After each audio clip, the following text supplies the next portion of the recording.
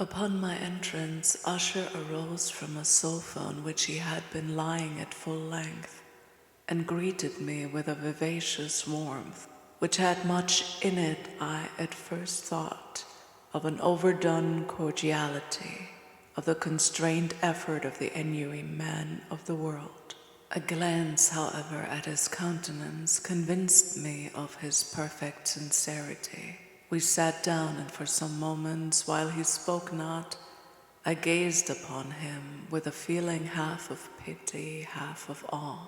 Surely, man had never before so terribly altered in so brief a period as had Roderick Usher.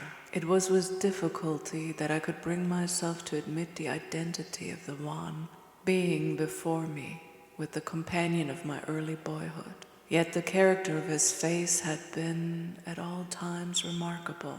A cadaverousness of complexion, an eye large, liquid, and luminous beyond comparison, lips somewhat thin and very pallid, but of a surpassingly beautiful curve, a nose of a delicate Hebrew model, but with a breadth of nostril unusual in similar formations, a finely molded chin speaking, in its want of prominence, of a want of moral energy, hair of a more than web-like softness and tenuity. These features, with an inordinate expansion above the regions of the temple, made up altogether a countenance not easily to be forgotten. And now, in the mere exaggeration of the prevailing character of these features, and of the expression they were wont to convey, lay so much of change that I doubted to whom I spoke. The now ghastly pallor of the skin and the now miraculous luster of the eye, above all things, startled and even awed me. The silken hair, too, had been suffered to grow all unheeded, and as in its wild gossamer texture it floated rather than fell about the face, I could not, even with effort, connect its arabesque expression with any idea of simple humanity. In the manner of my friend, I was at once struck with an incoherence, an inconsistency, and I soon found this to arise from a series of feeble and futile struggles to overcome an habitual trepidancy, an excessive nervous agitation. For something of this nature I had indeed been prepared, no less by his letter than by reminiscences of certain boyish traits, and by conclusions deduced from his peculiar physical conformation and temperament. His action was alternately vivacious and sullen.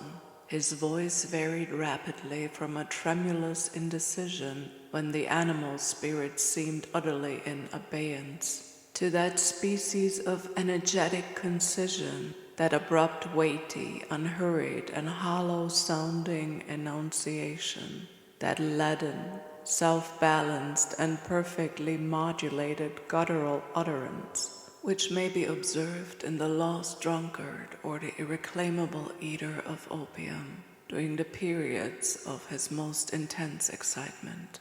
It was thus that he spoke of the object of my visit, of his earnest desire to see me, and of the solace he expected me to afford him. He entered at some length into what he conceived to be the nature of his malady.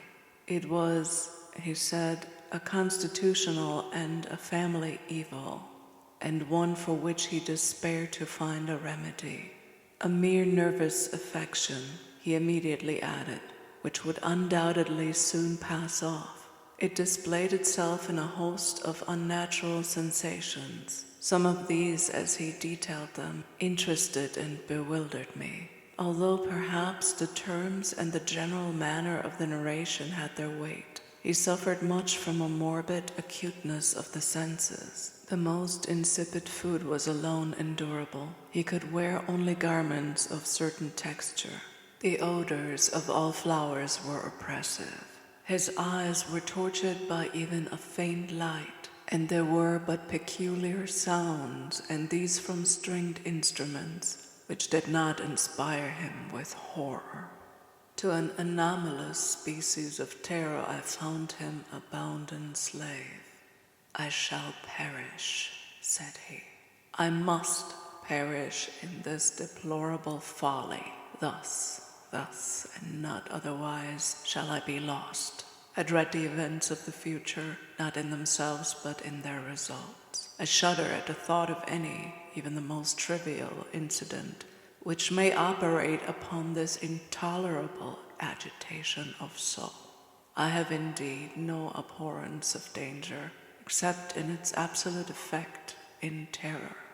In this unnerved, in this pitiable condition, I feel that the period will sooner or later arrive when I must abandon life and reason together in some struggle with the grim phantasm, fear.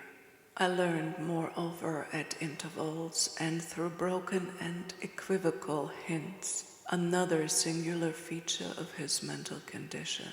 He was enchained by certain superstitious impressions in regard to the dwelling which he tenanted, and whence, for many years, he had never ventured forth. In regard to an influence whose supposititious force was conveyed in terms too shadowy here to be restated. An influence which some peculiarities in the mere form and substance of his family mansion had, by dint of long sufferance, he said, obtained over his spirit, an effect which the physique of the grey walls and turrets, and of the dim tarn into which they all looked down, had at length brought about upon the morale of his existence. He admitted, however, although with hesitation, that much of the peculiar gloom which thus afflicted him could be traced to a more natural and far more palpable origin, to the severe and long-continued illness, indeed to the evidently approaching dissolution of a tenderly beloved sister, his sole companion for long years, his last and only relative on earth. "Her disease," he said, with a bitterness which I can never forget, "would leave him, the hopeless and the frail, the last of the ancient race of the Ushers." While he spoke, the Lady Madeline, for so was she called, passed slowly through a remote portion of the apartment, and without having noticed my presence, disappeared. I regarded her with an utter astonishment not unmingled with dread, and yet I found it impossible to account for such feelings. A sensation of stupor oppressed me as my eyes followed her retreating steps. When a door at length closed upon her, my glance sought instinctively and eagerly the countenance of the brother, but he had buried his face in his hand, and I could only perceive that a far more than ordinary wanness had overspread the emaciated fingers, through which trickled many passionate tears.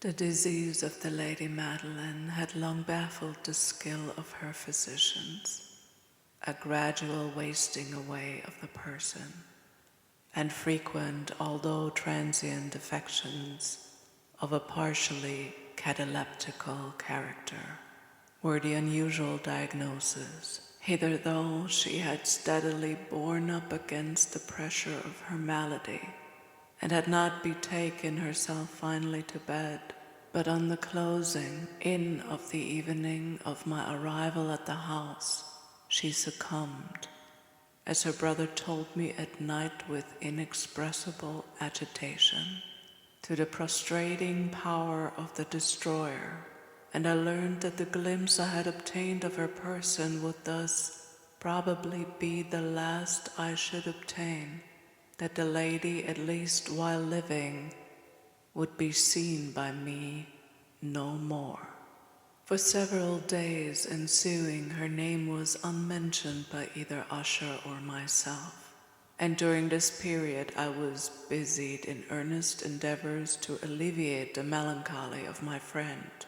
We painted and read together, or I listened, as if in a dream, to the wild improvisations of his speaking guitar. And thus, as a closer and still closer intimacy admitted me more unreservedly into the recesses of his spirit, the more bitterly did I perceive the futility of all attempt at sharing a mind from which darkness, as if an inherent positive quality, poured forth upon all objects of the moral and physical universe in one unceasing radiation of gloom.